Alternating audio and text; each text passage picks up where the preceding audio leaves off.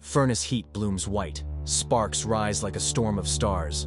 A whistle cuts the night and Pittsburgh inhales steel.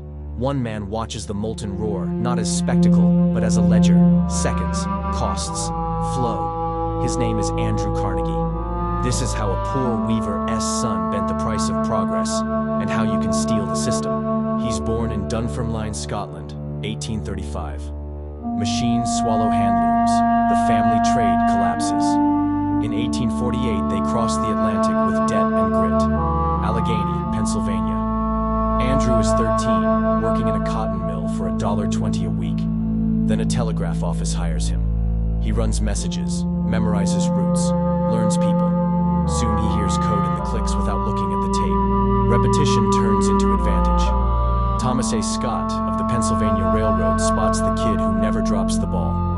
Rails, he teaches, are not romance. They're schedules, grades, and capital. Carnegie rises through the ranks and learns to invest small and early in bottlenecks. Sleeper cars, iron bridges. He doesn't just take wages, he buys slices of the system. The Civil War ends. America wants rails, bridges, skyline, iron creeks. The world needs steel. Bessemer's idea, blasting air through molten iron to burn off impurities, promises speed, but the chemistry is touchy and timing is unforgiving. Carnegie's move is ruthless and simple. Integrate the stack, torture the costs, write the standard. He secures ore fields and coke. He lays rail links so inputs move at his price, on his timetable. He builds the Edgar Thomson works. Every shift becomes a number. Every number meets a question. Why this minute? Why this waste? Why this reheat? If a step can be standardized, it's written. If it can be measured, it's improved. If it can't be improved, it's replaced. Cost per ton isn't a target. It's a religion. Rails stretch west.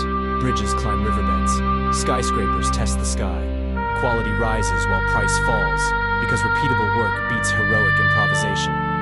By the late 1890s, Carnegie steel is throughput, not theater. Not all of it shines. Homestead, 1892. A strike becomes violence. Lives are lost. Carnegie is in Scotland. Henry Clay Frick runs the battle with gunmen and grief. The legend takes a scar that never fades. Let the lesson cut clean. Systems that make products cheaper must not make people disposable. If you want scale, build standards for safety and dignity, or the market will write your epitaph for you. Then, the next system builder arrives. J.P. Morgan wants order in an age of giants. He calls Carnegie. The price goes on a slip of paper, roughly $480 million.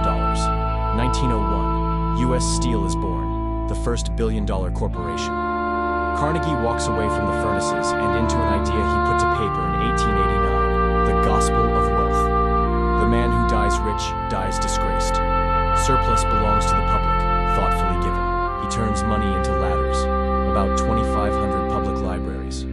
Carnegie Hall, a technical school in Pittsburgh that becomes Carnegie Mellon, a peace endowment, funds for science, teachers, reading rooms, places where children who will never know his name meet their future for free.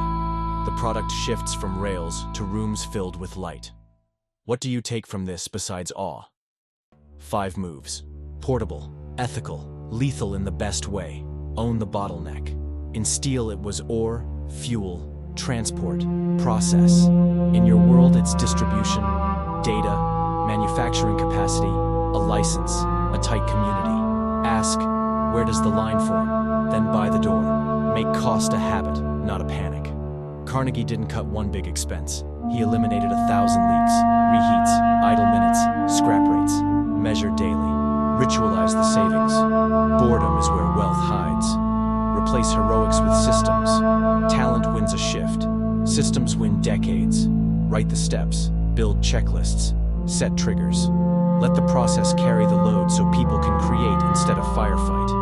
Compress decision to feedback. Chemistry met accounting at Edgar Thomson. In your shop, seat product beside finance. Decide. Then look at a number in 48 hours that tells you if you were right. Convert success into stewardship. Carnegie's libraries were infrastructure for dignity. Your version, scholarships, open tools, a training pipeline, accessibility pricing. Wealth that circulates buys legitimacy, and more deal flow than any ad. Listen to the shape of his life. Weaver's boy, railroad apprentice, investor in choke points, builder who makes lava behave, flawed boss who learns the cost of power, negotiator who exits on a handwritten number, steward who turns capital into public light.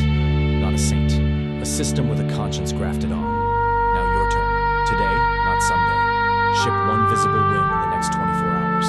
Put a product page live with a price and a guarantee. Send 5 precise outreaches to people who can say yes. Cut one cost you can annualize, or write one checklist that makes tomorrow not depend on your mood.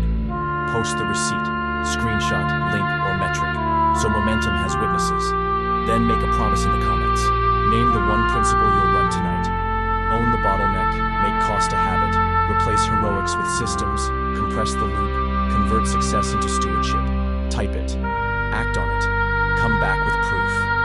Somewhere, a whistle cuts the night, a rail cools, a city grows around a room full of books. That's what disciplined systems do.